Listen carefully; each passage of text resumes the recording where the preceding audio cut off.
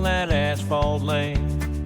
4 wide at Talladega, they ain't holding no chain. Gordon's right back comfort, and we get Benny. Bars and under the sun, watch me for rest 19. 4 cars side by side in a wild friend ride, with the roar of the engines leaving all doubts behind. As the wheels spin on, chasing dreams we can't hide. That's car life where legends never die.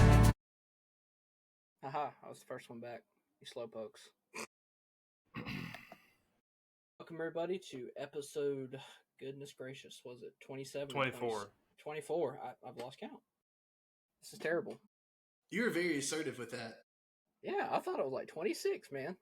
Oh, well. 24 is a good number. Yeah, I'm sure. I'm sure for a Jeff Gordon fan, it's a fantastic number. The road course king, right?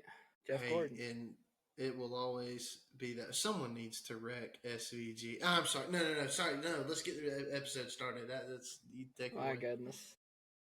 All right. So, obviously, Blake's not with us today. He has VBS for the next 2 weeks. So, we are tomato-free for the next 2 weeks. Don't have to worry about getting your vegetables over here at 4 Wide. You'll have to get them somewhere else this week. But we do have the fantastic carbohydrate that goes by the name of Austin with us here today. Carbohydrate. You look like a potato. Love you too. If I could look like any vegetable, I'd like to look like a potato.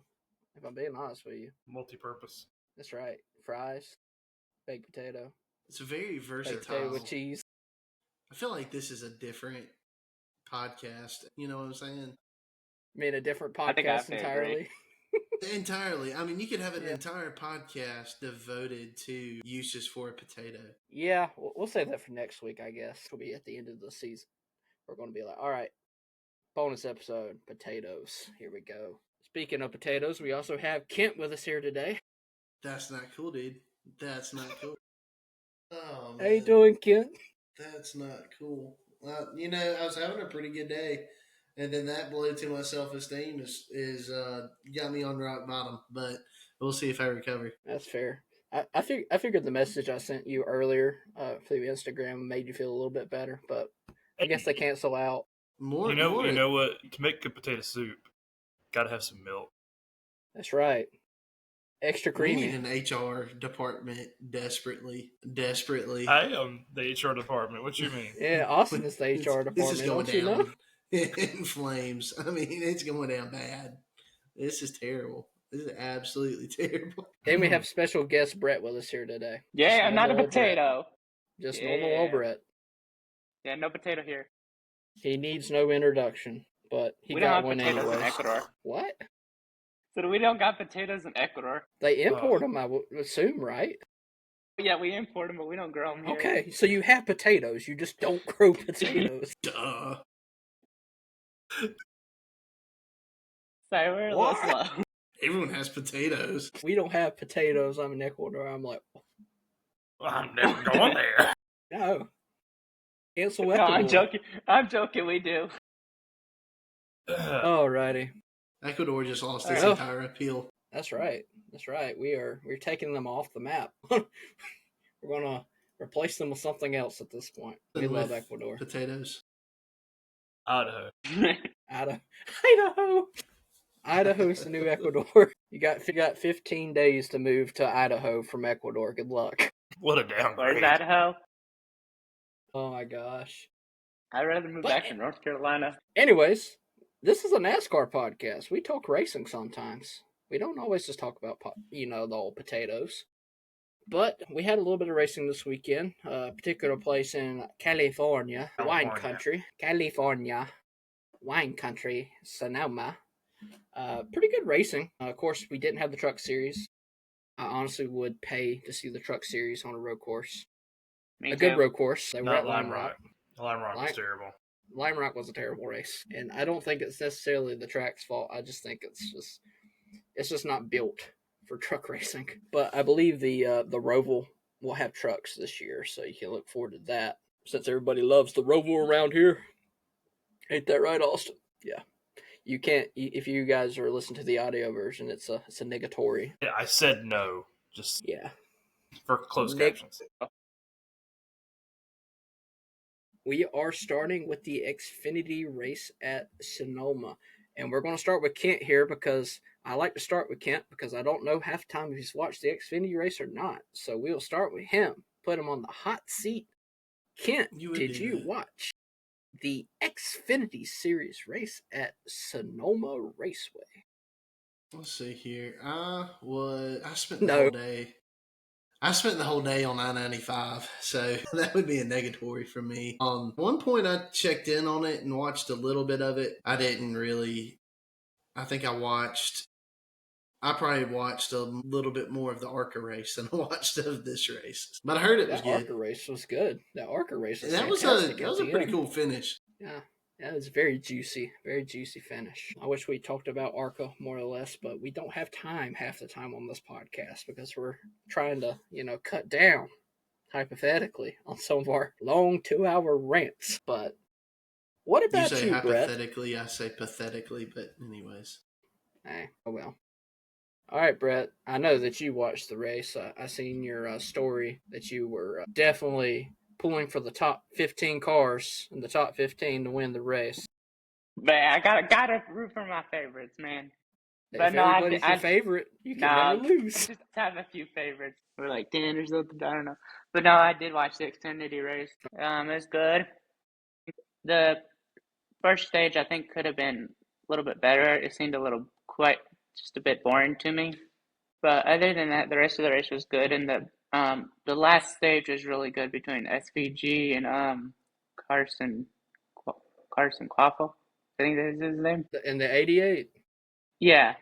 That's Connor Zilisch, my guy. I mean, excuse me, Connor Zilisch. Sorry, my bad. Connor Zilisch. And Quaffle was up there too. Quaffle was up there too for a little bit. Yeah. Okay, I just got the driver mixed up, but yeah, I think both SVG and Connor, excuse me, Zilisch both did a very good job. They raced each other cleanly. Sorry, Connor, Shane both raced each other good. Stage 3 is the best stage. So that I watched my friend on the phone. He's a big SVG hater, so he was not happy that he almost won, but then when he didn't win, he was very happy. I think they raced very SVG. Yeah, imagine hating SVG. I'm gonna call him out if he listens to the podcast this Tuesday. I'm sorry, bud, but he just thinks SVG sucks, and he just tired of him when he rode courses. He said the other week he helps this week they said that he helps when he's at an oval this week. He gets drove through the wall and his car crumbles up on him. Yeah, so sorry, Preston. Couldn't be me. Couldn't be me to hate one of the most happiest drivers in the lineup. I'll talk about some frustrations about SVG later on, but y'all kind of helped me see, I think, while we were kind of texting back and forth, that my frustration really is not with SVG. It's with the system. SVG, you can't find a more likable guy. No. I'm so happy for him to come in and have the success that he's had. It's frustrating what that does with the system, but we can talk about that later. We will, for sure. What about you, Austin? What was your interpretations of the Sonoma race? I know Sonoma's one of the ones that you highlight on the calendar every year when it comes to not just the road course schedule, but the whole NASCAR schedule is one that you really look forward to.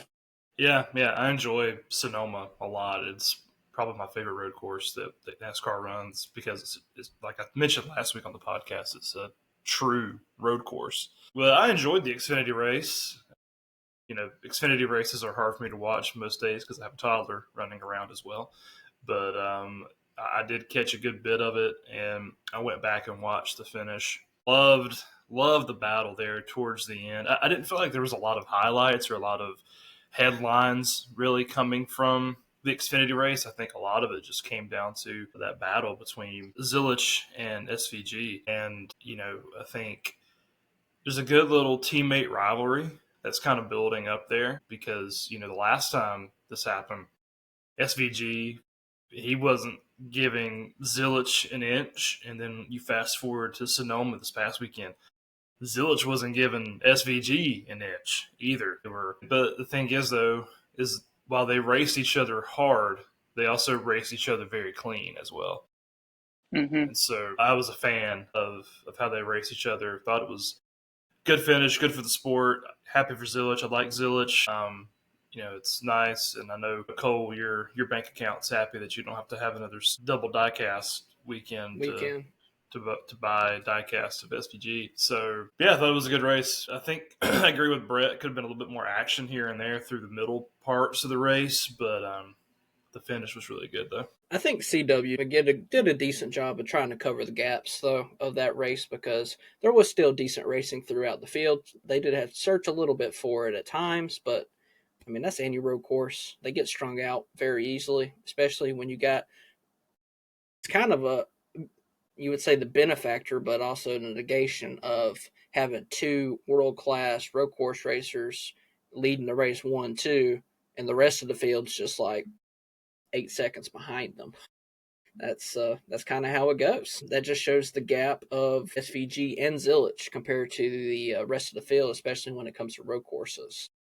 So I enjoyed the race. I thought it was one of those races that you just kind of sit down and just relax and watch. You don't have to be so intensely interested in it. You can have like 2 screens. You can be doing something else while watching the race. When it comes to like more, strategic races, especially, like how Pocono ended up with the fuel mileage and everything that went along with that, it's a lot harder to multitask. Of course, that was more or less with Cup than Xfinity. But I enjoyed the race. I thought that Connor and SVG is not just a rivalry at JRM right now, but they're going to be Trackhouse teammates eventually, unless SVG moves on here in a little bit. But I would imagine, like most people have said here on the podcast, on all social medias, on most rumor websites, that the top runner for that next Trackhouse spot is going to be Zilisch for next year. So it'll be definitely interesting to see how Zilisch is able to do a full season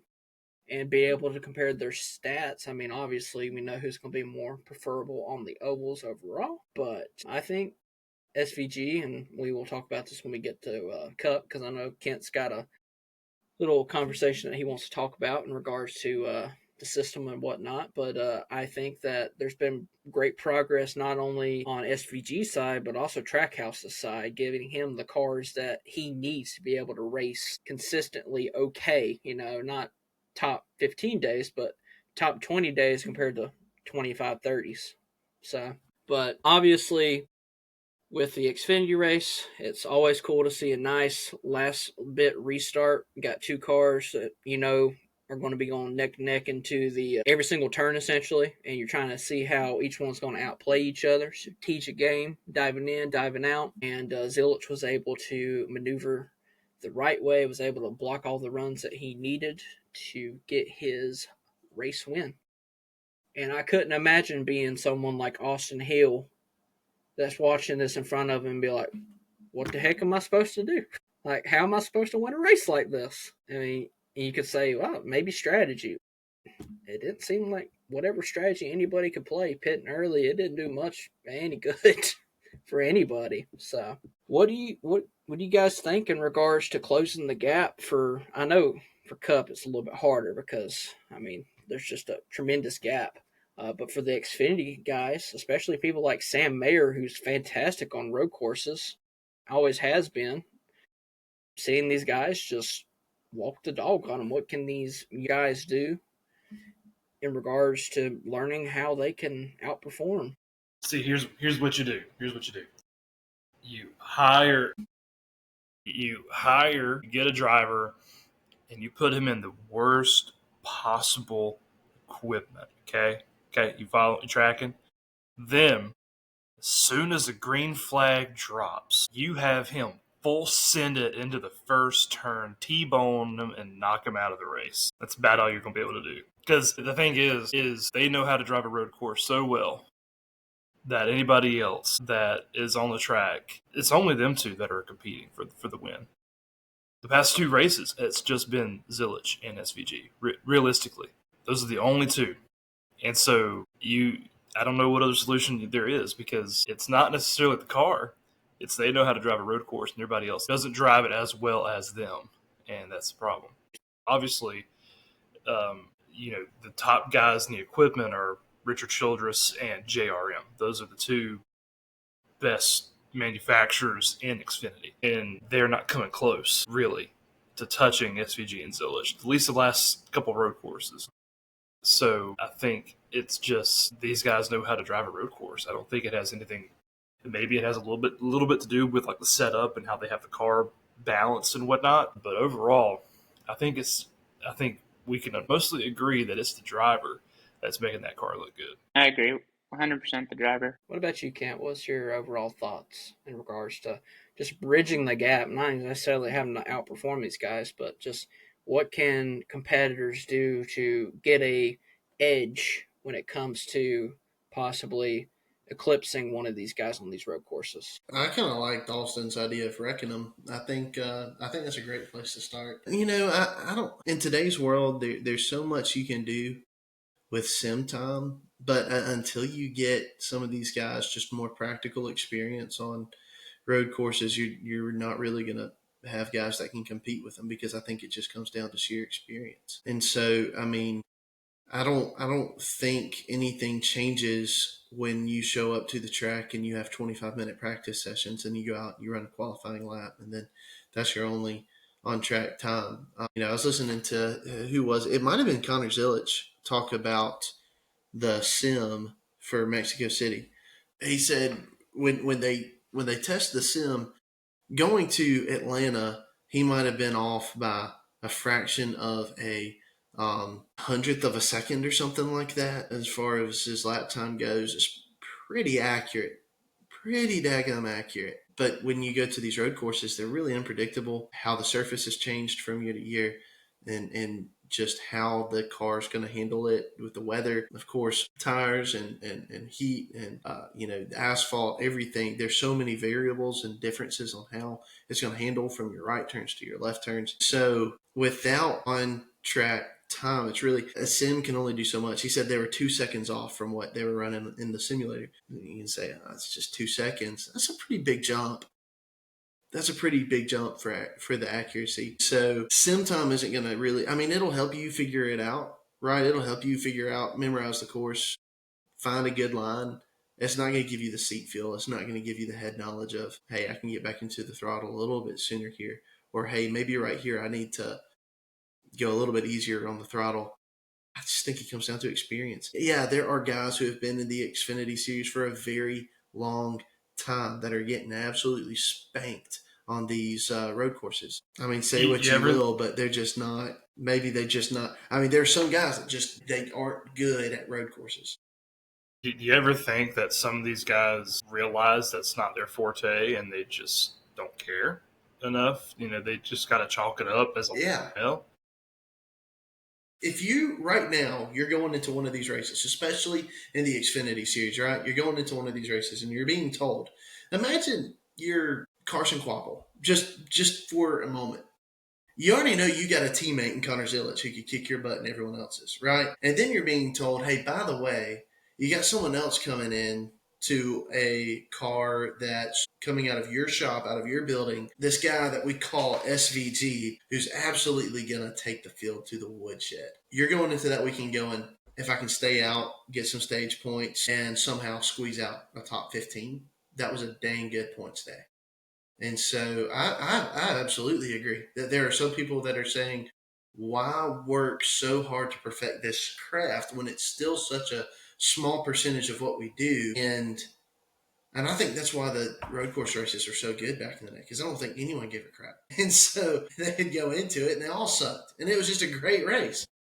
But I don't know. That's my thought process on it, is I don't think they're really putting in all that much effort to it.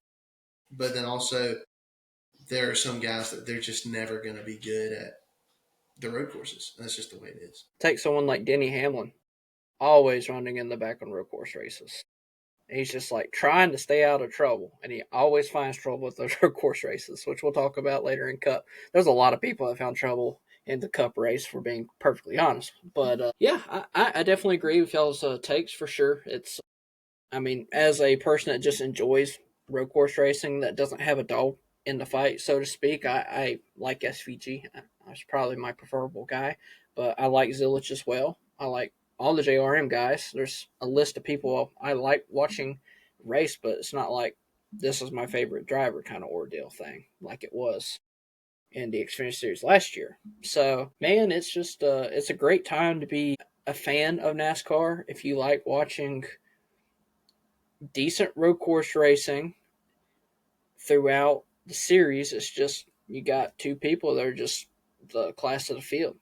And I do like what Kent mentioned there is that 88 obviously is a JRM car, but the 9 car is coming out of the exact same shop as the 88. So it's just a 5th JRM car. Of course, it's just that's Trackhouse buying that central spot, supplying it, doing whatever they can with value, bring sponsors over, yada yada. Yeah, it was a good race. I enjoyed it, and we will move on to the Cup race, which was for me, it was a very enjoyable race. There was a lot going on, a lot of drama. I mean, you had pit crew members tossing hands. They say they were just talking, but there was some physical contact made for sure. Um, there was definitely contact on the racetrack, especially in the top 10. You had someone that you would say that kind of deserves some contact, has some contact coming to him later in the race by someone that you wouldn't necessarily expect. I mean, you just had all kinds of crap going on. It wasn't just a domination fest the whole entire time. There was storylines throughout the whole entire race, and TNT did a good job on elaborating on that. They did a lot better job this week than they did with Chicago, because Chicago, they just didn't have the sight lines and whatnot. They were all looking at these little tiny monitors and trying to guess what the frick was going on. Not easy. With Sonoma, it's a lot easier. So I'll start with Austin with this one.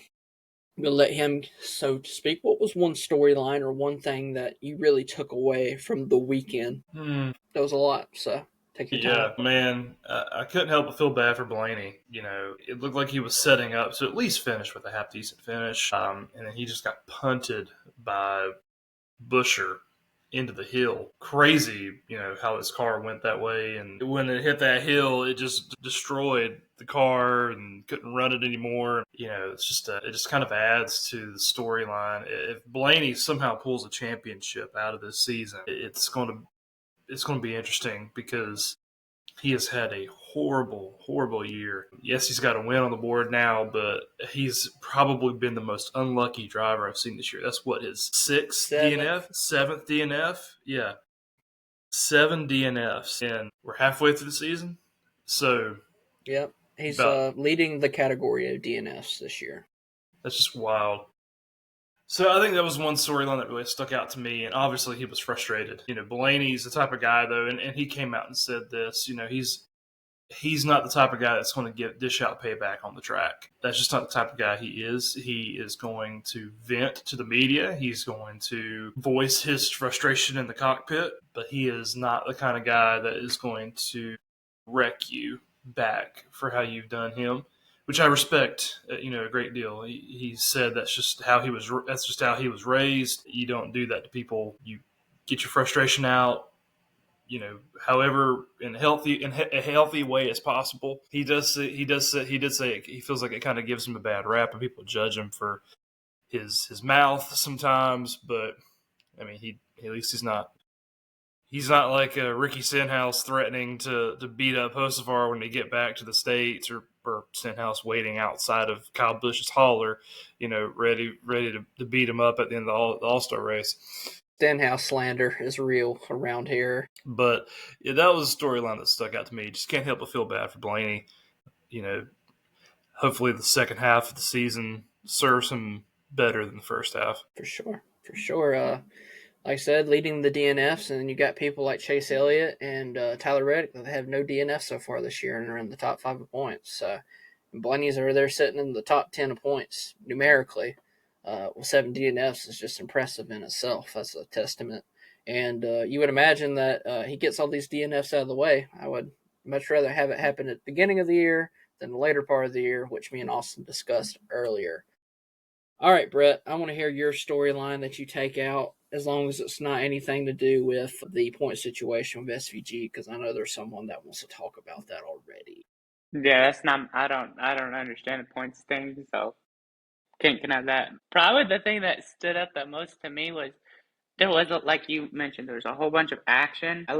This race kept my attention. I wasn't on my phone once during the race at all, which sometimes normally I am.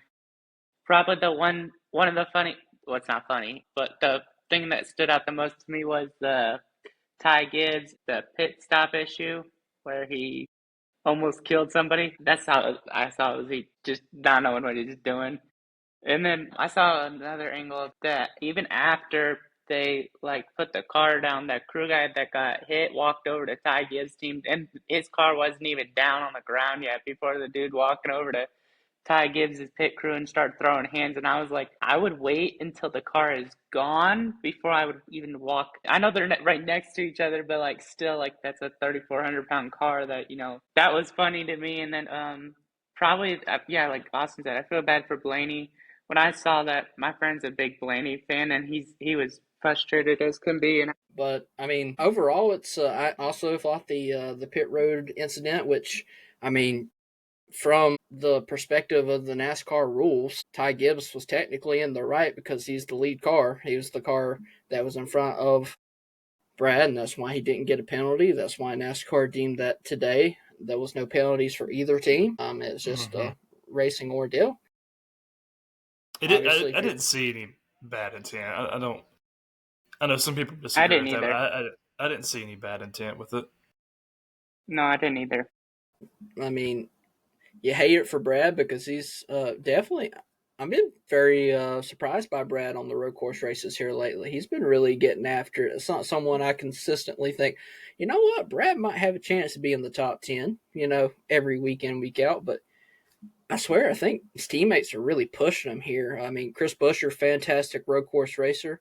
Priest has been phenomenal on the road course races. I've seen him up in the top 12, top 10 throughout the week. So I think, it's if you're an RFK fan, you got to be optimistic coming towards the end of the season because you got a lot of tracks that your guys are really good at, and you got some of the best leadership in regards to owner to teammates. I mean, straight there for you.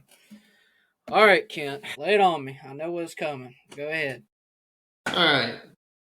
Let's talk about SVG first. SVG is one of the best personalities that has come into this sport in a very long time, I feel like. Instantly likable and just came in and started absolutely kicking behind on these road courses, right? Started with Chicago 2023. Has it been 2 years already since that first win? Yeah. I mean, well, in that first Chicago race, you look at some of the strategy that went into it. And there were a few things and few factors that came into play that put him out in front. And then he ran away with it there at the end. This season has been a story of course, last year he ran select races with colleague. Didn't have that great of equipment. This year, he's been kicking butt and taking names. It has been absolutely incredible. It's been frustrating to watch because you go into these races and you go, my favorite driver, I hope he finishes second today. It just is what it is. But, and there for a while, I thought that's where William Byron was going to finish. But his car just didn't handle as great on the long runs, apparently. But anyways, and he didn't pit there at the end. But, with SVG, I want to hate him. Like, I can't. I got to hate the system. The system and the points system in 2002, if this happens, we're sitting here going, wow, SVG won 3 road course races this year. What a season he's having, right? Like, that's crazy. That's awesome. He's 26th in points. But hey, how cool is that he's won 3 races? Shoot, he may win 4 or 5. That's cool because he finishes an average of 29th on oval races, which is primarily what NASCAR is. And so you look at our current point system, and instead of just admiring his racecraft on these road courses, you're now saying he has the 3 seed in the NASCAR Cup Series playoffs currently. He is the 3 seed. Probably going to win another road course race too before the playoffs start. Here's what this means. He's got a ton of playoff points already. And 17. I expect him to get Wow. I expect him to get more. Playoff points can help a ton. in the first round, right, the round of 16, he can just squeak by and get carried on a lot by these playoff points, especially if he continues to build that up. That could be enough to carry him to the round of 12. We all know the Roval is in the round of 12. So if he wins that race, not only is that more playoff points for the round of 8, but that's even more that solidifies him into the round of 8. And so he could be rolling into the round of 8 with upwards of, I mean, it's not impossible for him to have up to, be knocking on the door of 30 playoff points rolling into the round of 8 with a healthy gap between him and some other drivers looking at trying to get into the round of 4. I don't know. I mean, I want to see NASCAR reward the driver who just is consistent all season and not the driver that is hot on one type of track. We ought to celebrate what SVG is doing. We ought to look at this and say, holy cow, the guy can drive a road course. Insanely talented. Mm-hmm. And it's just getting started in NASCAR. But we shouldn't be looking at him going, wow, he averages a 30th place. That's a bit of a stretch. 27th-ish place finish on ovals, and he's got a shot at the title. That shouldn't be in the conversation. We shouldn't even be saying he has a shot to get in the Final Four, but he has a very realistic shot to make the Final Four as it stands. It's just absolutely, it baffles my mind. And I think it is pointing out some of the biggest flaws with the point system right now, rewarding wins as heavily as NASCAR does when they really need to reward the ones who are just running good all season. Your guys like Chase Elliott, your guys like Christopher Bell. I know I'm biased, but William Byron, except for, 3 races there in the month of June, we don't have to talk about. But William Byron's been hot this season. Your guys that are just consistent day in and day out and would be leading in a Winston Cup format are looking at getting knocked out of the playoffs by a guy who can only win on one kind of track. And that's not cool. That shouldn't be the case. I don't know. That's my 2 cents. What do y'all think? Last year, Reddick, he was the regular season champ, was he not? Yeah. And then, I believe so. Yeah, because Larson was a runner-up.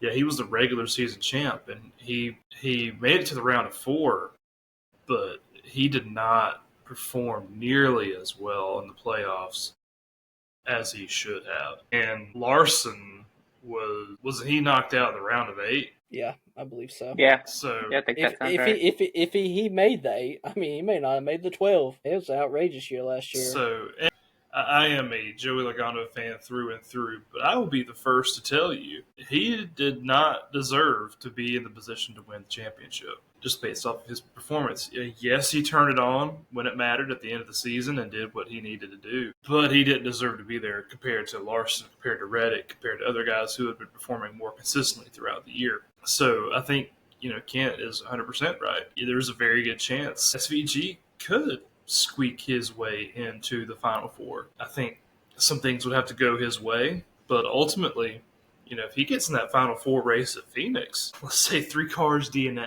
and he doesn't, he's your champion. Strategy. Yeah, he can play strategy.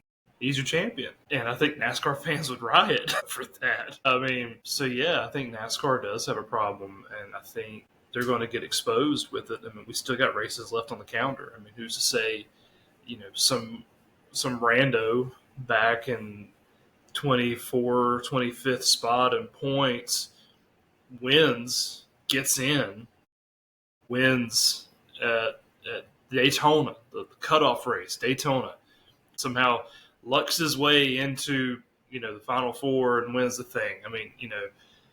I know the probability of that happening isn't very likely, but it's like, it's like that of Jim Carrey. So you're saying there's a chance, there's a chance that, it can happen. And I don't think there should be a chance of that being able to happen. I think we should, as Kent said, reward the drivers who perform the most consistently. Maybe not go back to the Winston Cup format. Maybe, with stage points and whatnot, you may have to tweak it and adjust it to something different. But I think there needs to be a change. Okay, I raise you this argument because it's something that I've seen online. And, I mean, of course, everybody has opinions online. And I don't mean this with any disrespect when I say this, but we're sitting here complaining about SVG being in the playoffs because he's only good at road course races. Meanwhile, you have Josh Berry, who's won one race this year, and his average finish is 21st overall. All right? You take SVG, his is not much far off from that. Is it right for us to complain with someone that can win at an oval track and can't win at a road course, making the playoffs just based upon that? So I mean, I'll say this. Yeah. So with Josh Berry, that's a very valid. I think the argument there doesn't become that he can't drive road courses, right? Because road courses are still, I mean, yeah, there's more of them than there's ever been, but it's still such a small percentage of the schedule. I think the argument there becomes his inconsistency across the board, right? So it's not necessarily just that the guy can't win on road courses. It's that he struggles to perform, period. And I love Josh Berry. I want to see him win a championship. I do too. But I literally have all his race win diecast behind me as I'm speaking this. He is, man, he's an awesome guy. I think the entire sport secretly wants him to succeed. Maybe even not so secretly, but wants him to succeed. He's everybody's second favorite driver. Blake's he's in Blake's top 10 at least. And so top 20 for his 21st favorite driver. Yeah, and so depending on the week, he might be in the top 10. But anyways, so that's not to knock Josh Berry as a driver. It's just to say, just to look at the facts and say the argument against him in the playoffs is not that he can't drive road courses. It's just that he's been inconsistent, period. The same reason that Austin said that Joey Logano had no business competing for a championship last year. Now, Joey Logano kicked rear end and took names right there at the end of the season. That's why he won the championship. He took advantage of the system. It's the driver's job to take care of, taking advantage of the system. That's what the driver is getting paid to do. That's what SVG is getting paid to do. And doggone it, he's doing a dang good job at taking advantage of the system. So that's why he's going to go as far as he's going to go in the playoffs. But I think the same should be said of, we get to Daytona right there towards the very end of the regular season. Is it still? It's not still the last race of the regular season, right? It is. It's not the last race. It is the cutoff race. So it's the same principle. If Cody Ware wins at Daytona somehow, people are going to say, "Oh, what a Cinderella story!" Yeah, he's going to be out in the first round. That's what we said about Harrison Burton. Yeah. How far did he get? First round. Not very far. First round. There you go. So, I mean, Josh Berry, I hope the guy makes a bigger dent than the first round, but if it's based off of anything like his season has been the last several weeks, he's going to be out in the first round. And so, yeah, I see what you're saying, but I would just say the argument is not necessarily just that you can only drive at one type of track. I think it hurts you if you can only drive at one type of track, and that is what, the fewest races are on. But, I don't know. Dale only won, one road course race? He was incredible. He won 7 championships. So you don't have to be a master of every type of racetrack to win a championship, but you got to be pretty daggum good at the majority of them. And so that's not SVT right now. That's not Josh Berry right now. Josh Berry, I think, you could say a lot of things about Josh's development, about Josh's, equipment. You could say a lot of things about, all of that, but still SVT has one type of track he's good at, and everything else he's really struggling pretty badly at right now. I think he'll get better, but this season he shouldn't be in contention for a championship. But he's looking at possibly going to the Final Four. I agree with what you're saying, but this is the only thing I raise you here is we're talking about overall racecraft, right? Every single race. So average finish, would you say is a good standpoint for, looking at all the races throughout the year? Just typically? Yeah, it's not a bad. Yeah. Okay. So Josh Berry's average finish this year is 21st.25. SVG's is 21.85. So I'm just saying, man. I'm just trying to be frank with everybody here because I like SVG. I like Josh Berry. Heck, I like a lot of these Cinderella stories, and I think that NASCAR, the way that they've built this system up, it's great for storylines, 100%. You got Ricky Stenhouse making playoffs when, I mean, in all honesty, most of the time they're looking at, super speedways. That's what they circle. Trackhouse for SVG is road courses. For someone like Josh Berry, it's mainly short tracks. Now, of course, he got his win in a mile and a half. Good for him, but you would imagine those short tracks, Martinsville, Bristol, those are the ones where he's like salivating. He's like, oh, I can get some wins there. But what's really lost in all this, and this is my point that I will make, not like in regards to the conversation that we were having, just my point in general. People do not understand and they don't value everything that has to go right to win a NASCAR race at the top level. You have to have everything going right for you. The car's got to be functional. You can't have any missteps mechanically. The engineers have to do their job.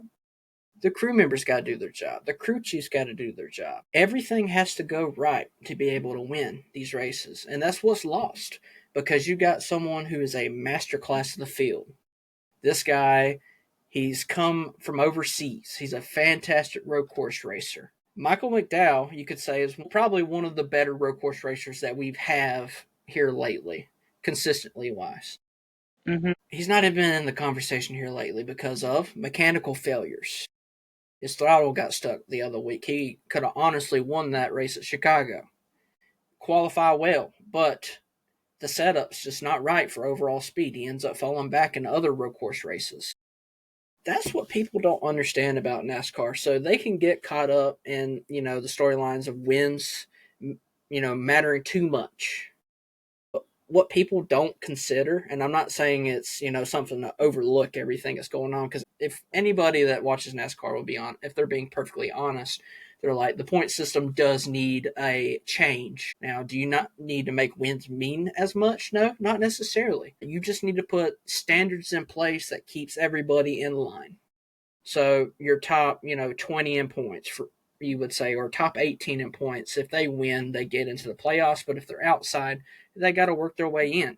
So then you have a storyline right there where this person's going to have to try to gain enough points to be able to make it at the playoff race, the cutoff at Daytona. So we're going to sit there and watch them try to get these playoff points, try to strategize, really bring in the team element of NASCAR, which people do not think about. They think about, hey, the driver, the car, zoom, if they win, cool. If they get wrecked, well, mechanical failures, screw the team kind of deal thing. That's one thing that I really get irritated about being a fan is, ironically, I was a part of this Facebook group, joined it because I thought it was, they were posting a lot of cool stuff. I was like, cool. And every week, week in, week out, it's this person's problem. The mechanical is a mechanical failure. The crew chief needs to be fired. Air pressure was too high, too low. Tire pop, that's the crew member's fault. Hits the wall accidentally. Someone ran him into the wall, kind of deal thing. People just don't understand that everything has to line up the right way to win, not just at the top level of NASCAR, but even in the truck series. And people underestimate that. And I think that's what gets lost when we talk about SVG winning 3 straight road courses in a row on the schedule. Is Trackhouse has put a fantastic car together. They've built a team around SVG. They know what SVG wants. They give him the equipment, the setup, and everything that he needs. And when things are going awry, he's given feedback and they're able to make actionable adjustments on that. So I don't know. That's more of a rant than anything, I guess, but screw it. I don't know what the solution would be to the point system, because obviously wins do matter, right? Wins are important. I don't know if you make it to where it's a temporary lock. Somebody wins the race and, they're given a temporary spot. It's not a finalized spot. You give them X amount of points and it gives them an advantage over people who haven't won a race, but there's still the potential for you to get knocked out. I don't know. Because I think we have to find this balance of, yes, rewarding wins, which is important. Wins should be rewarded. Mm-hmm. But so should the drivers who are getting top 5 and top 10s on a consistent basis. because they need Can I to have some sort of benefit as well. can I ask you a question though? When did the win quit becoming the reward? I mean, winning used to just be a big deal just because you won a race. Everything that went into the weekend, right? You had 3 different practices. You had qualifying. You've spent 10 hours in the garage and on the track all weekend, and then you win the race on Sunday, and you go, man, we brought it this weekend. You might finish 21st in points, but it doesn't matter. You won a race. That was the reward. I don't know. I'm just kind of, is that just an old school way of thinking that's never going to come back? I mean, winning the race used to be the reward. That was, hey, I've got a trophy to put on the shelf. I may never be a NASCAR champion, but I'm a race winner. I think for a lot of new guys, that is still the reward. And guys, the harder guys work to get to the Cup Series, the more they value it, right? Like Josh Berry, look at how much he valued his win. Can y'all imagine a Matt DiBenedetto Cup Series win? The kind of celebration that would be, the victory lane, the interview, absolutely. It would be like Ricky Craven. Like Ricky Craven getting his first win. Like crazy celebration. And so when did winning quit becoming, like that used to be the reward? Like that was it. Hey, you won. Congratulations. That's it. All right. Next week. I don't know. That's the way that I think of it, is winning should be the reward. It shouldn't necessarily mean that you jump someone else in points if you ran 40th last week. I don't know. I mean, when you look at the Winston Cup Series, go back and watch them, even the Sprint Cup Series, I went through and watched the 04 season with those standings, and one bad week was enough to tank you for a good bit. Mm-hmm. There was a point where Dale Jr. started off the 04 season really strong. He had a string of about 2 to 3 races, and he was in danger of falling out of the top 10. So, the old system would punish you heavily if you did not consistently perform. But yeah, I definitely agree. I think that it's something that they're going to have to look into. I believe they're already looking into it. For being straight up honest with you, NASCAR, they're not people that are like not proactive with looking at stuff. They're just slower to act on stuff than most. They're not someone that's going to do it mid-season. They're going to take a long time with it. They're going to calculate everything. They got to side of everything. They got to talk with their board of trustees, whatever they got to do, and essentially make that decision. But they've heard this for, it's not a new issue. It's the same issue that we've had for years.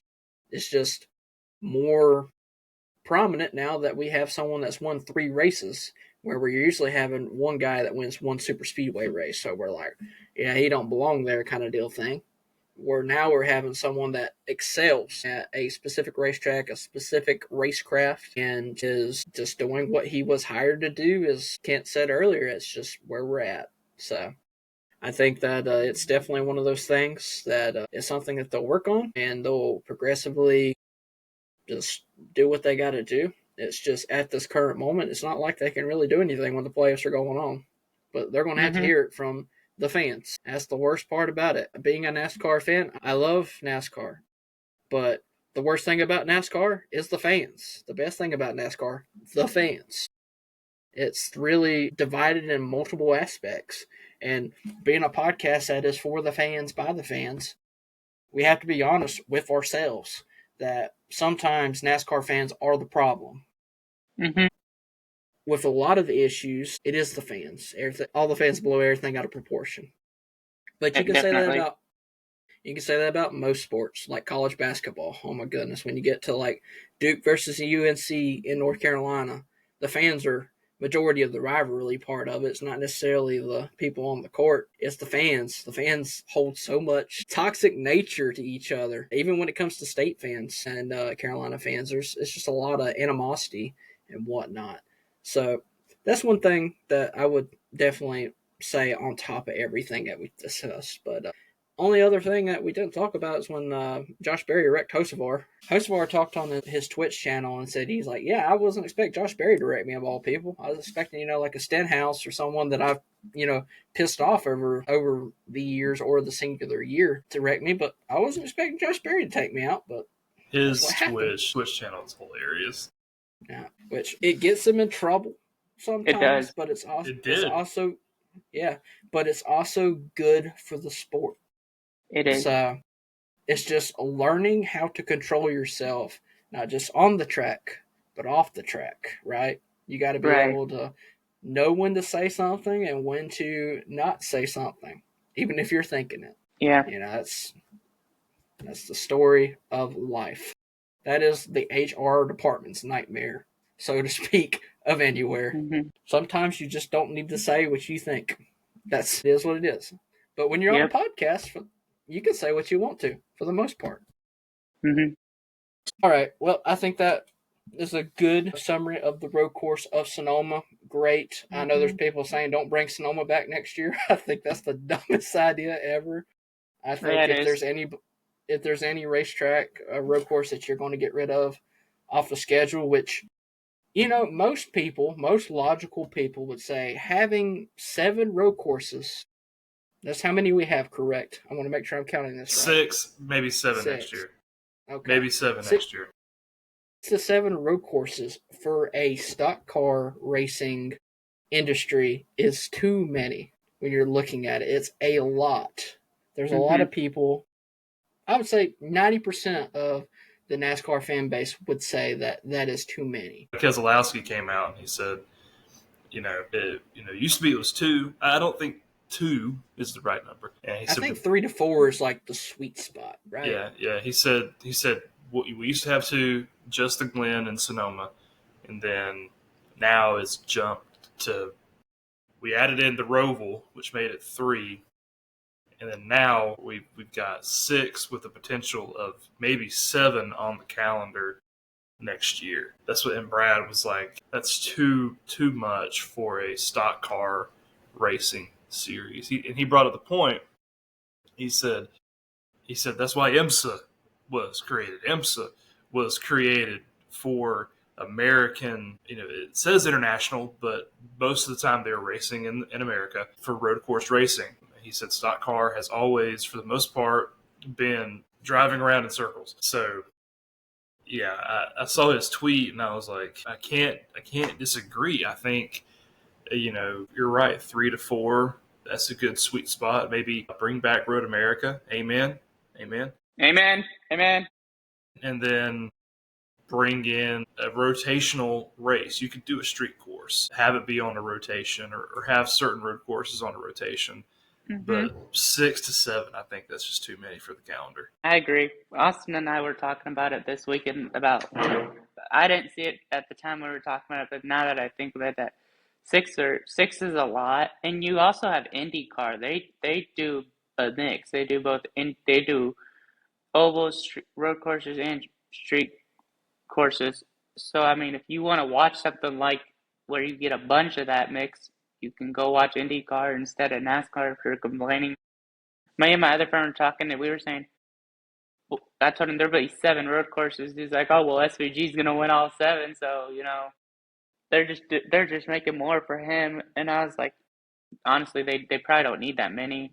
My dad even said it's good for them to have a couple road courses because it helps bring in new drivers, like from other series. That's another good thing, but they don't need to have. He asked me how many they have. I was like, oh, we have 6 now. He's like, wow, when I used to watch NASCAR back in the 80s or 2000s, there wasn't 7 road courses or anything. He's saying now it had Riverside and Sonoma? I don't know specific, but Riverside was a big one. That was like the road course back in the day. Yeah. I can remember. And then I remember he said the Glen was always a big one too, and they had that. But now I think get rid of the Roval, honestly. It's done its purpose. I think we need to just get rid of it. I can hear Blake crying right now. Not the Roval. Sorry, but me and Austin were talking about this earlier. There's 2 guys at the current next-gen car era that it's going to be Christopher Bale or Kyle Larson that's going to win the Roval race when it comes to this car. unless some strategy happens. Some kind of wacky strategy if there's someone off kilter. We were thinking maybe AJ Allmendinger, maybe AJ, maybe because he's a road course racer. He's done a lot of road course racing. He's running IMSA, he's running IndyCar. I think he ran IndyCar. I could be wrong there, but I know he does a lot of sports car racing too when he's not always racing. Yeah, when he got kicked, sure. when he got punted out of NASCAR earlier in his career, he went over to IMSA and started running road courses. So he's a good road course racer. My dad used to race with AJ back in the day on road courses, so he said he's definitely a good road course racer. Fantastic personality in the sport too. One that he's a great person.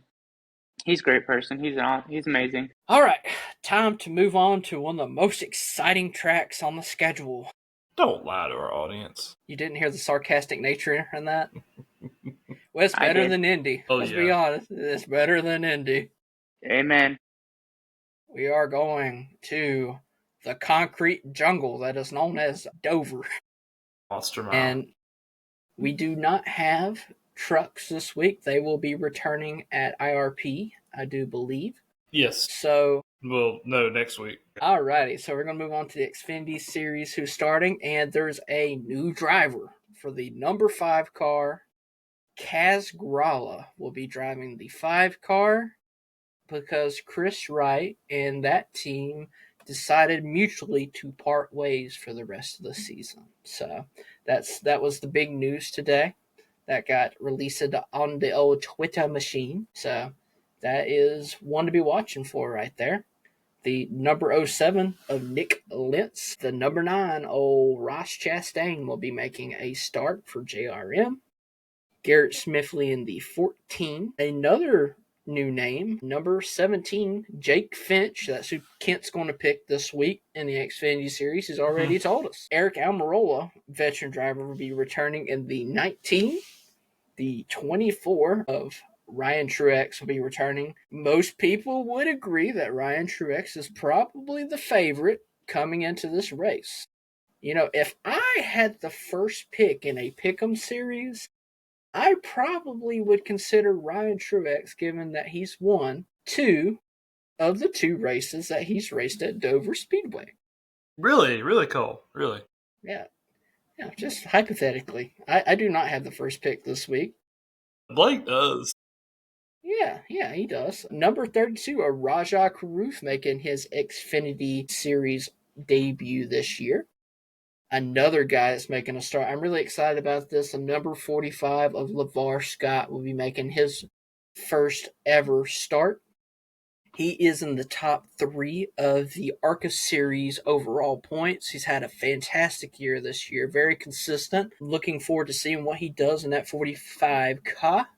The number 53 of Takuma Koga will be making a start. The number 70 of Leland Honeyman. Most people remember Leland Honeyman having that absolutely phenomenal save at Atlanta. I do believe that was a great save. Most people were probably asleep because that race went on to 1 o'clock in the morning. I know Austin was. And then number 91 of Josh Bilicki will be making a start. And then in the Cup Series, we have the number 44 of J.J. Yaley as an open driver. The only one. Well, I guess if 2311 and Front Row lose their charters this week, then there's no risk of them not missing the race. Yeah, there are 37 cars listed for 40 spots, so therefore they would make it as long as they didn't have a third car. I do believe. 41's the cutoff. All righty, boys. We are going to move on to the 4-wide segment, and of course we have Kent with the historical lesson today. Hopefully we're able to hear majority of his historical analysis of Dover Motor Speedway. Yeah, we're going to see if Kent sounds like a robot when he's talking through this, or we're going to make it. Here we go. Just hope for the best, right? Yeah, that's what I always do. There you go. Dover Motor Speedway. Dover was opened, and let's see here, 1969. And so one really cool thing about it, and I don't know if y'all remember this, but when I was growing up, you always heard it referred to as Dover Downs. And that is because there actually is, and I'd assume it is still there, but a horse track in the infield of this racetrack. And so it, was known for combining automobile racing and horse racing in the same venue, obviously not at the same time. That would be crazy. I'd pay for that. I would travel for that instantly. Like, that would be absolutely wild. PETA would probably be, they're already a little ticked off at the whole horse racing thing. So that would, don't worry about them. But anyways, it's been around for quite some time. Just a, 1 mile track. It really, it looks a lot like Bristol. I'm getting into a little bit of someone else's, segment there, but they announced it in 1967, and began construction and everything, got it done in 1969, and got the horse racing there in the same year. Let's see here, 1969, though, that was the same year that Charlotte Motor Speedway opened, I believe. So a lot of new racetracks, a lot of these, especially these ovals that were really becoming more popular, these paved ovals becoming more popular at this time. And so, of course, Dover's all kinds of unique, but a lot of that is because of the surface and the kind of racing and that sort of thing. So I'll let y'all kind of cover that. But I think the most unique thing about this track is just the fact that there's a horse track on the inside of it. It's of course, when you think of Dover, you think of Jimmy Johnson, right? You think of the 48 car being absolutely dominant there. And I think of Alex Bowman won there, right? Yes. In the 48. So Alex Bowman, yeah, he did, winning in the 48 car there, felt very much like a throwback. It felt like, man, that's where that car belongs, is in victory lane at Dover. But Jimmy was just notoriously absolutely on fire there. It was like he was unstoppable. The only other driver recently that kind of had that kind of dominance might have been someone like Martin Truex Jr., who didn't win as many races there, obviously, but there towards the end of his career especially, just became very dominant at this track. Of course, it was really, really, really cool to see a weekend sweep by the Truex brothers back, what was that, 2 years ago? Was that 2023? Yeah, it was 2 years ago. And so that was really cool. And then, of course, Jimmy Johnson in 2017 would go on to pick up his final win of his career at Dover. And I still want to call it Dover Downs, but at Dover Motor Speedway. And so, it's got a really unique trophy in that, you get the Miles the Monster, right, holding the die-cast car of the winner. It's just a really, really, really cool, unique trophy there. But yeah, that's pretty much all I got for Dover. Can't believe you didn't mention 2001, September 2001. Let's talk about Dale September Jr. of 2001. Let's talk about September, because, dude, that's probably one of the most patriotic moments in the sport, right? Right after 9/11, they get racing there. And, of course, 2001 was already an emotionally charged season for NASCAR fans because of Dale Sr.'s passing. And so Dale Jr. had taken on a ton of that Dale Sr. fan base. And so as the nation begins to try to heal from this, awful attack, and tries to begin to look forward and to move forward, NASCAR gets racing, and in their first race back, Dale Jr. takes the checkered flag, and I believe does his burnout with an American flag. And just it was a very, very patriotic thing. So Brad Keselowski, you're not as original as you want us to think that you are. But no, that was one of the most patriotic moments. Even as someone who was not a Junior fan back in the day, I'm a big-time Junior fan now. Everything that he's done for the sport, what he means to the sport of NASCAR, how can you not be a Junior fan?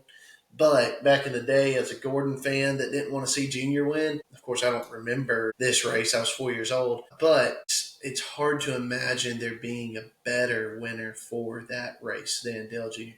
2001 was the season of people winning races that were just supposed to win races.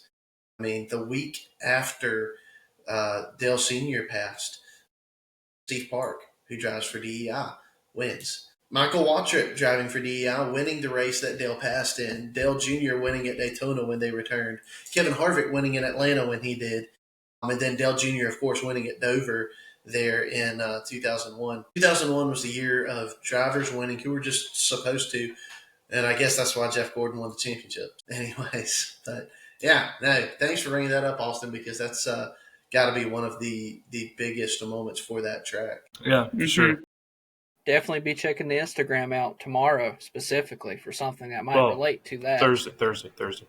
Okay, we'll move it to Thursday. I did do something special. So I guess it's my turn. So looking at Dover, obviously Kent covered the age that's been around since the 60s. It's located in Dover, Delaware, if you didn't know.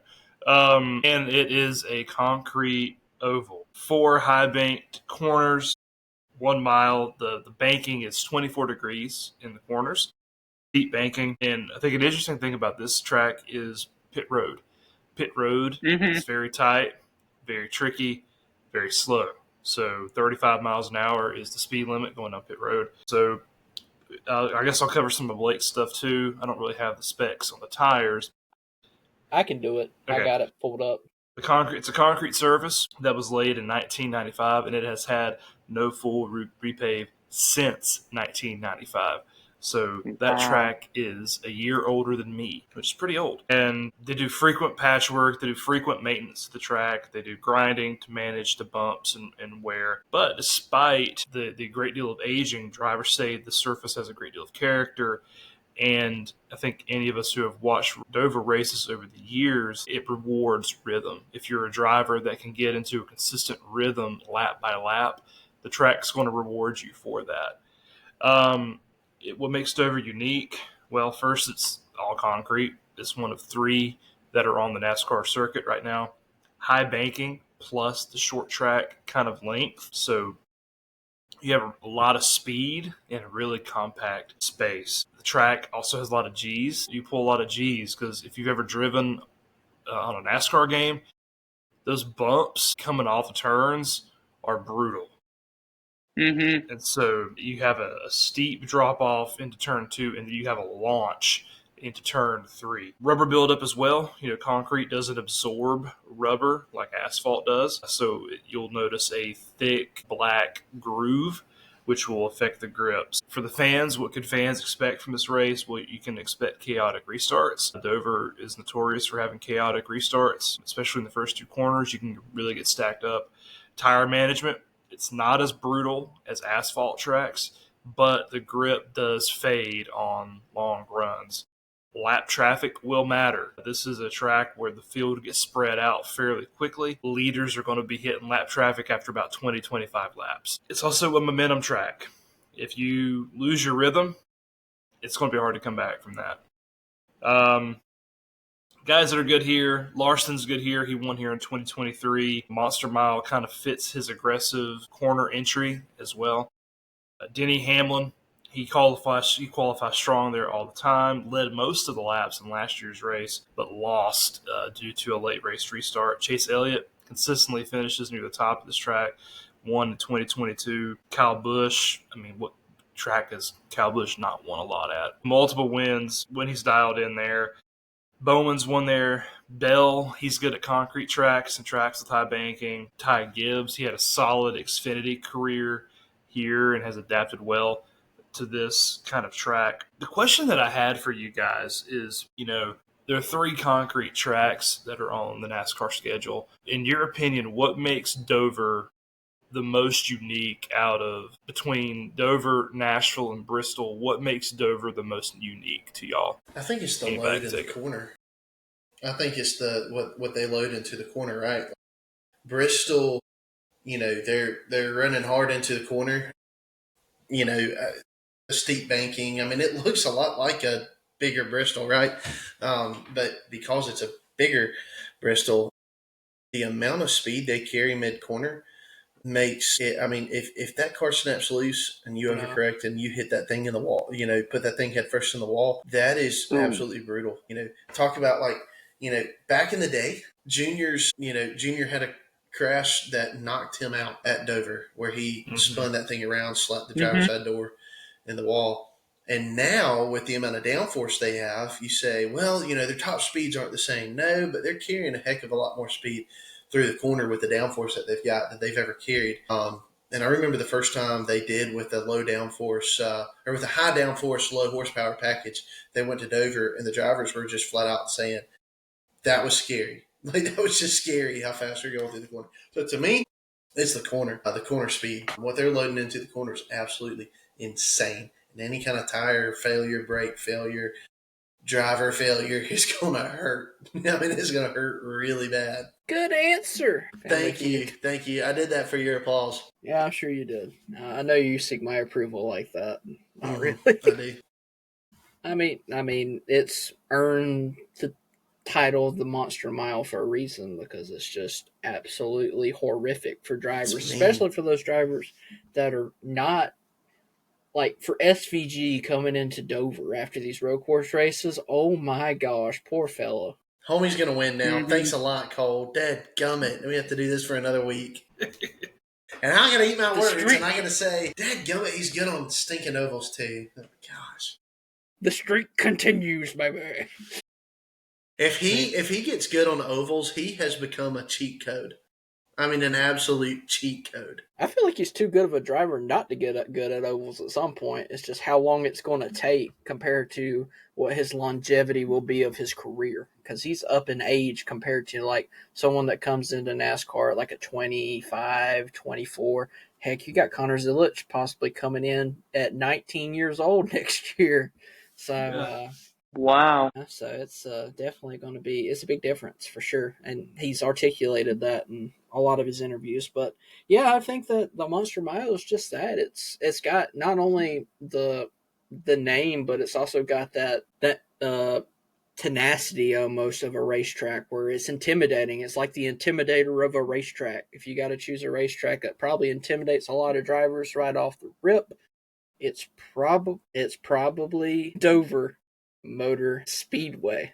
So yeah. What about you, Brett? When you think of Dover, what makes it different from the other concrete tracks? Like you said, the G's that they take is crazy. It just that always surprises me how fast they go into the turns. And then you mentioned it about playing it on any NASCAR game. It's probably one of my least favorite tracks. Any tiny mistake and you're done, like Kent was saying. So that's all that I had. I'll hand it off to Cole to handle. So one more thing, though. Sorry, you're going to be the reason this thing goes 2 hours tonight. One more thing. The straightaways being sloped is wild. And it makes it nearly impossible to save a race car. So if you want to see something really cool, maybe we can post this later this week. But Jimmy Johnson's save during qualifying, absolutely phenomenal. A thing of beauty. Back when there were at least used to be some grass strips there in the infield between the wall and the racing surface. But I mean, that thing, it's self-cleaning. And so to see somebody save anything instead of nosing into the inside wall, yeah, again, that's why they call it the monster. All right, take it away, Cole. Anybody else got anything for a start? Nope. Okay. All right. And one more thing. Well, just kidding. All right, guys, that's the end of the podcast. So I hope you guys enjoyed. You guys will not know anything about the tires. Good luck. May the odds ever be in your favor. Goodbye. So the cool thing about Dover, obviously, is it moved in the schedule. It used to be a race in April. Now it's in July. Obviously, the temperature is going to be different. It's going to be probably a little bit higher, most people would say, from April to July. One interesting aspect of that is what NASCAR and Goodyear has decided to do. They are bringing a new tire setup, specifically catered for the Monster Mile. Wow. And this new tire is designed to withstand the high speeds and high loads of those G's that we talked about associated with racing at prestigious Dover, and will not be used at any other track this season. This is a exclusive tire for Dover for this year. Never been ran before. Compound's never been run before. This is brand spanking new. So that's something to look forward to when we're talking about how the tire affects the NASCAR race. Literally, Blake would be up in his chair cheering at this opportunity to tell you guys about this new tire, which, I mean, that's pretty cool. Don't get me wrong, but at the end of the day, it's just a tire, right? Well, you have to think it like this. These tires have revolutionized. We're talking about this year. We're talking like the road course races, how much tire fall off that we've had when it comes to the road course races. It's changed, and a lot of people have been excited at the road course racing that they've been seeing. And here we are with a brand new tire that might revolutionize Dover, where we're like talking, when we came out, oh yeah, Dover, exciting track. It might be the most exciting concrete track due to this tire because we have no clue what is going on. Now, on the other side, the Xfinity Series is using the same tire compound that they have for the last 4 years. This tire setup is the left tires are most recently used at Pocono, while the right side tire the most recently has been used as Nashville. And they also run those inner liners on the 1 mile tracks and longer in the Xfinity Series. And that has been your tire recap brought to you by me. Good stuff. Good stuff. Good job. Thank you. I would try to be a little bit. Hang on. Nope, still not red enough. All right, so we're going to have to just move on. All righty, Spicy Takes are our next segment. Spicy Takes will be our next segment for the podcast. And you know what? I'm going to throw it to Brett first for his spicy take because I'm spicy like that. Brett, what is your spicy take for the race at Dover Motor Speedway, either Xfinity or Cup? I hope I don't regret this because I think I've been jinxing him lately, but I hope Kyle Busch can get a win there. Kyle Busch finally gets in the win column. He's been very consistent the last 2 weeks. We may have just jinxed it, but that's okay. I think he's been jinxing himself all year, so I don't think you got to worry about anything. Definitely. It's been rough going. It has been. As a Kyle Busch fan, it sucks. Gotcha.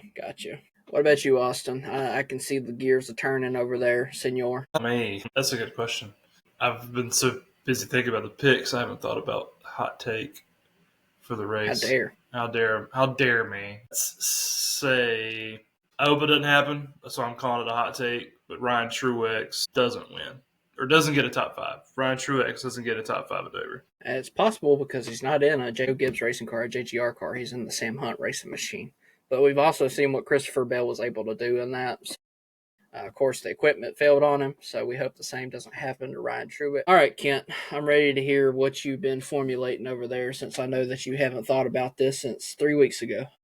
Well, Austin kind of took mine, so I'm going to give my first one, but I'm going to give another one since it's kind of the same, on the same lines. I was going to say Ryan Truex is not a factor in this race. So not only does he not finish in the top 5, but I'm saying he's not I don't expect to really see him run at all in the top 10. I think a top 15 for him in this car would be a win and move on. So, yeah, I don't think he's going to be a factor at all. So, man, I had even looked up owner's points for that 24 machine. I had done everything, all my research. I was going to tell you why. Thanks, Austin. So, I'm going to instead, I'm going to go to the Cup Series. And I'm going to say this. I'm going to say when you're hot, you're hot. SVG is starting to figure out ovals. I think he finished in the top 10 in the Coke 600, I believe.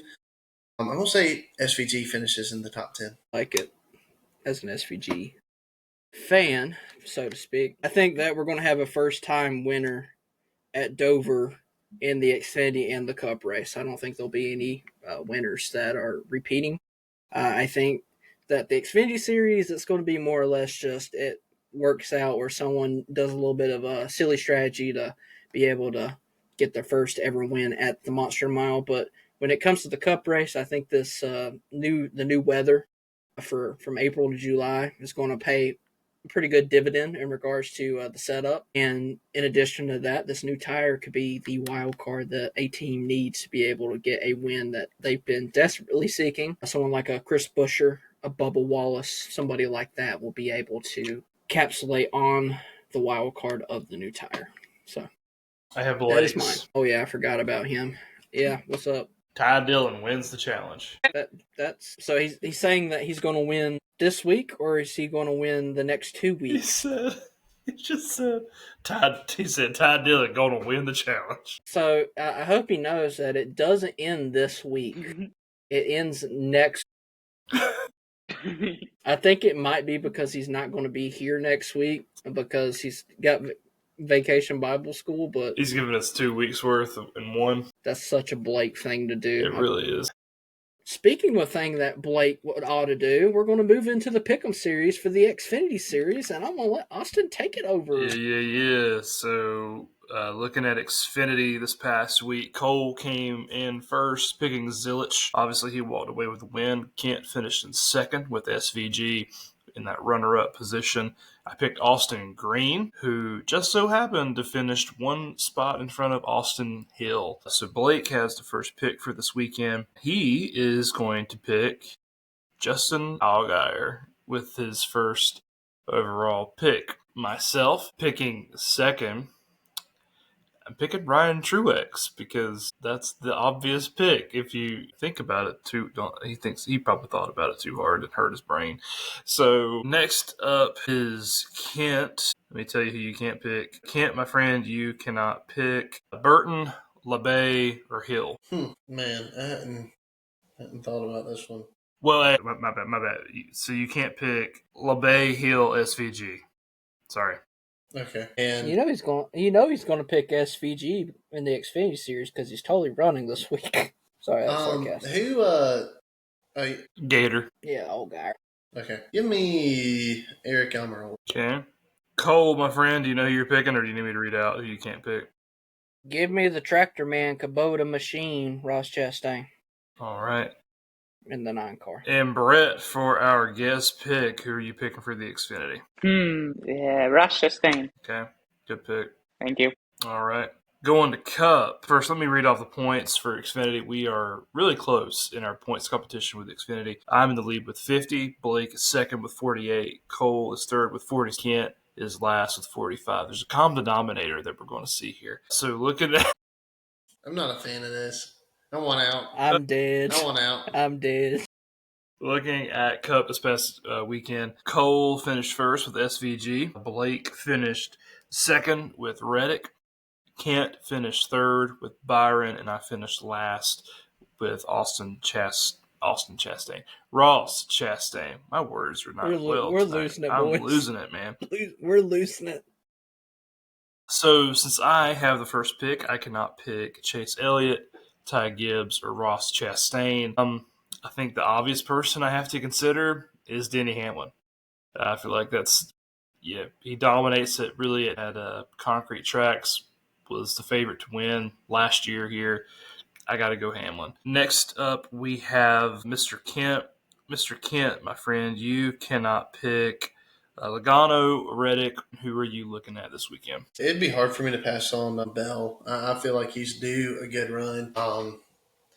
And when you start to kind of count that guy out, is when he kind of just shows up and puts a whooping on the field. So I think they're going to find some speed this week, and I'd probably go with Bell. Blake has the next pick, and he texted me his selections, and he is thinking Briscoe for this weekend. Briscoe was his second pick. Hamlin was his first. Obviously, I took that. So he is looking at Briscoe. Cole, my friend, you cannot pick Blaney, McDowell, or SVG. Who are you considering for this weekend? I guess I'll just go with the Kubota man to make the sweep this week. Average finish of Ross Chastain at Dover for recent races is 5.7 out of 3 races, which is tied for first of current drivers with Chase Elliott. So I'll probably put the old tractor man putting the clean sweep and eating 2 watermelons. Okay.